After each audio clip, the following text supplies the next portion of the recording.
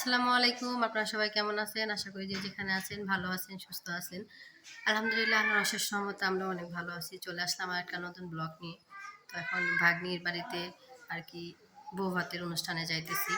তো আপনাদের সাথেও শেয়ার করব। যদি আমার ভিডিও ভালো লাগে তাহলে অবশ্যই সাবস্ক্রাইব করবেন, লাইক করবেন, কমেন্ট করবেন, শেয়ার করবেন।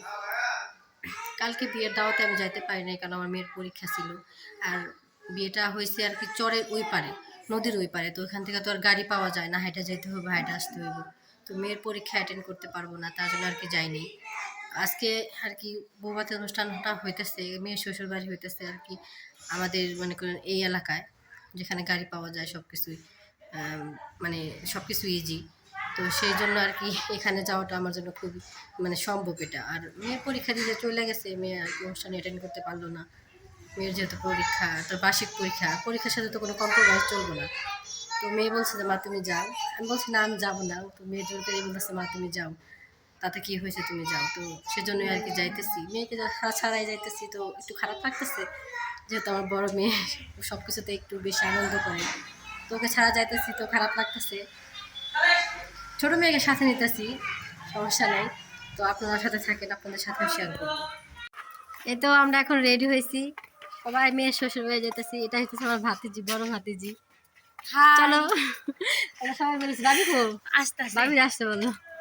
এই দেখেন বাচ্চারাও রেডি। এই তোমরা এদিকে সামনে আসো। এই দেখেন সবাই রেডি। এখন সবাই আমাদের রেখে চলে গেছে, আমরা এখন লাস্টের বেলায় আছি। চলো চলো আগে আমরা গ্যাপি সাও খাতেন না, যাও আগে আগে যাও। তোমার হুন্ডাই নিবে না, তোমার যদি হুন্ডা নেয় তাহলে টাঙ্গন কিছুতে নিবে না। এই তো আমরা এখন ভাগ্নি শ্বশুর বাড়ির কাছাকাছি চলে আসছি। ভ্যানে থেকে নাই মেয়া, তাই না?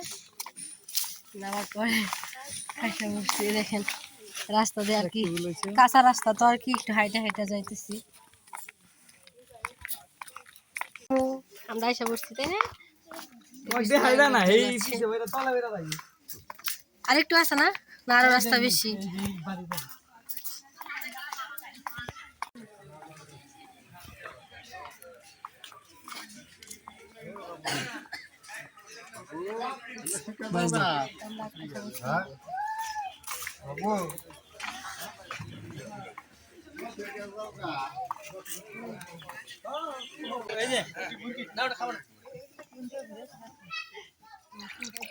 এক মিনিট 6 সেকেন্ড হয়ে গেছে। আমার তো 6 সেকেন্ড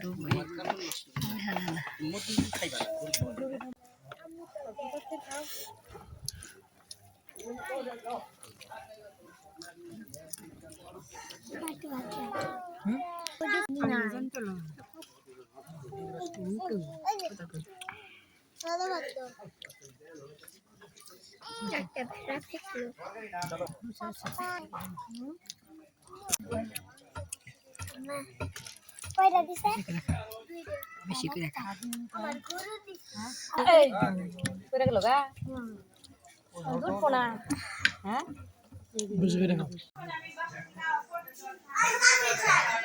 তো দেখেন ছোট বাসার ঘর সাজানো হয়েছে। মিয়া কি করে, তোমার মিয়া কি করে? হ্যাঁ কি করো, বাসর ঘরে হয়ে হয়েছ তুমি এখনই? হ্যাঁ আমাদের খাওয়া দাওয়া শেষ হয়েছে, আমরা এখন বাসায় চলে যাব। এখন যাইতে চাইলে তো আর যাওয়া যায় না। এখন মেয়েকে তারা বিদায় করে দিব, তারপরে আমরা সবাই চলে যাব। একদিন পান খাইছো দেখি, তাকাও। পান খাইছো কে? পান খাইলে লেখাপড়া হয় না, জিবা বার হয়ে যায়।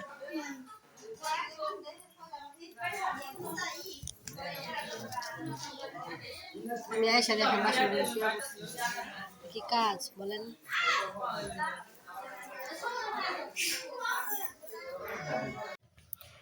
তো আমরা তো আর বিয়ের দিন যাই নাই, আসলে ছেলে পক্ষ আসলে কেমন শাড়ি নিছে বা জুয়েলারি নিছে এগুলো দেখা হয়নি। ভাবি বলতেছিল যে তুমি ওর একটা নতুন শাড়ি পরায় দাও।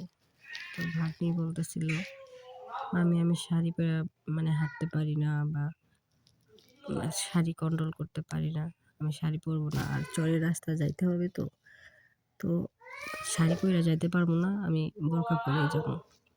তারপর ভাবি বলতেছিল লাগেজটা খুলো, পরে আর কি লাগেজটা খুললাম, খুলে আর কি দোপাট্টাগুলো দেখলাম, তারপরে শাড়িটা দেখলাম রেড কালারের। শাড়িটা অনেক সুন্দর, কালারটা ভালো হয়েছে। আর এটাও ছিল ওই যে হলুদ কালারের শাড়ি, এটাও ভালো হয়েছিল দেখতে। মাসাল্লাহ সব কিছুই সুন্দর ছিল। তবে শাড়িটা পরলে আর একটু সুন্দর দেখা যায় তো আমার ভাগ্নিকে, কিন্তু আমার ভাগ্নি শাড়ি পরতেই চাইলো না। বললো যে মামি আপনি শাড়ি পরছেন, আপনারই ভালো লাগতেছে, কিন্তু আপনার মতো আমি শাড়ি কন্ট্রোল করতে পারি না। আর ছোট মানুষ তো, ওর বয়সও তো বেশি না, অল্প বয়স। তারপর লাগেজটা আটকায় রাখলাম। আর জামাইও আসলো। তো জামাই আসলো, জামাই আসার পরে আমার যে বড় ভাবি আছে উনি আর কি সবার সাথে পরিচয় করে দিতেছিল। মানে মেয়ের বড় বোন আসছে, তার সাথে পরিচয় করে দিল। তারপরে মেয়ের ছোট ভাইয়ের বউ আসছে, তার সাথে পরিচয় করে দিল। তারপর আবার আমার ভাতিজি আছে, তার সাথে পরিচয় করে দিল। আর ভাগ্নির জামাইয়ের কথাবার্তা আর কি মাশাআল্লাহ অনেক সুন্দর, অনেক শিক্ষিত, মাস্টার্স কমপ্লিট করছে। তো মেয়েকে দিয়ে জামাইকে মানাইছে অনেকেই আর কি।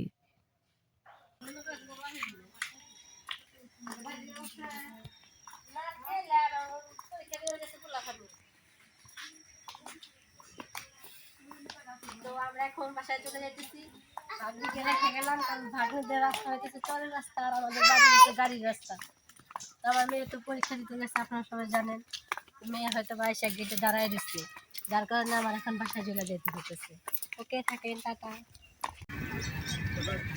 টাকা ওইদিকে, আমরা এখন গাড়িতে আসছি, আমরা এখন বাসায় যাইতেছি, তাই না? বাসায় এসে পড়েছি আমরা। আমার বড় মেয়ে আমার এখন ঝাড়ুতে বাইরে নিয়ে চিন্তা করতেছি, দেখি আইসে কিনা, গেট মেট খুলছে কিনা। আল্লাহ, গেট খুললো কি ভাই? ও সময় তাহলে আইসে, দেখি আমার মেয়ের আর কি, মেয়ের কি আসলে কথাবার্তা কিরকম। সুমাইয়া